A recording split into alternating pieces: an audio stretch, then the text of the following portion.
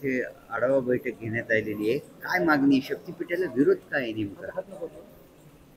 कारण या शक्तिपीठ महामार्गाची मागणी कुणी केलेली नाही आहे।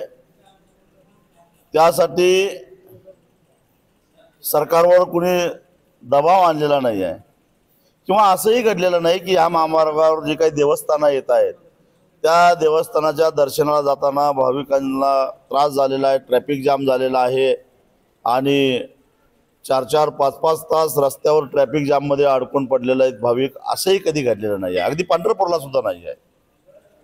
आणि मग असं असताना हा नव्यानं शक्तिपीठ महामार्ग बनवण्याची गरजच काय? मुळामध्ये हा जो महामार्ग नियोजित आहे तो कोल्हापूर नागपूर जो काय सध्याचा राष्ट्रीय महामार्ग आहे त्याला बरोबर समांतर आहे। आणि त्या महामार्गाचं जर का राष्ट्रीय महामार्ग प्राधिकरणाकडून माहिती घेतली तर तो नुकताच बांधून पूर्ण झाला आहे, पण त्याच्यावर सुद्धा वाहतूक अतिशय तुरळक आहे। त्याच्यावर जो अपेक्षित टोल जमा व्हायला पाहिजे तो होताना दिसत नाही आहे।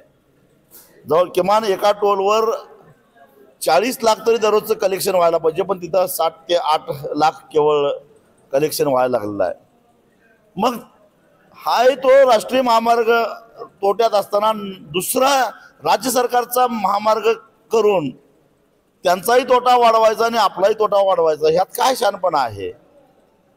आणि म्हणून एकतर हा रस्ता पूर्ण अव्यवहार्य आहे, शिवाय महाविकास आघाडी सरकार जेव्हा महाराष्ट्रात सत्तेवर होती त्यावेळी त्यांनी जे काही शासन निर्णय केलेला आहे त्यामुळं 2013च्या कायद्याचा पूर्ण आत्माच नाहीसा झालेला आहे आणि होणारं भूमी संपादन हे 1956च्या कायद्यानुसार म्हणजे सक्तीचं होणार आहे, पोलिसांच्या बंदोबस्तात होणार आहे।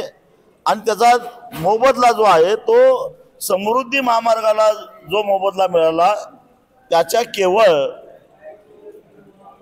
40% मोबदला मिळणार आहे। मग शेतकऱ्यांच्या जमिनी अक्षरशः कायद्याचा वरवंटा फिरवून लुबाडायचं, शेतकऱ्यांना देशद्रोह लावायचं, जवळपास 83,300 कोटी रुपयाचा कर्जाचा बोजा सरकारवर वाढवायचा आणि वर्षानुवर्ष प्रवास करणाऱ्या प्रवाशांच्यावर टोल नाका लादून हे धंदे कशासाठी? काही राजकीय नेत्यांची आर्थिक गरिबी हटवण्यासाठी, प्रशासनातल्या अधिकाऱ्यांना पैसा खातावा यासाठी?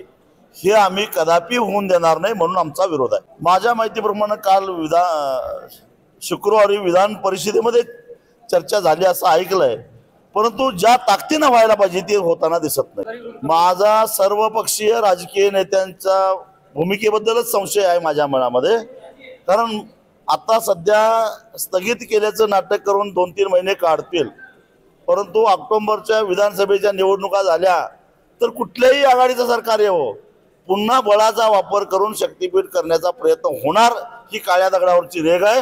आणि त्यामुळे या राजकीय नेत्यांच्यावर आमचा विश्वास राहिलेला नाही। शेतकऱ्यांनी लढूनच आता हा रस्ता वाचवला पाहिजे आणि आपली जमीन वाचवली पाहिजे। आम्ही हा रस्ता होऊन देणार नाही साहेब। आता विधानसभेसाठी स्वाभिमानी तिला झालेल्या राज्य कार्यकारिणीमध्ये आम्ही 30 ते 35 जागा लढवू शकतो असं एकूणच आमचा निर्णय झालेला आहे, परंतु त्या स्वतंत्र लढाईच्या का आघाडीतून लढवायच्या याचा निर्णय आमचा झालेला नाही आहे।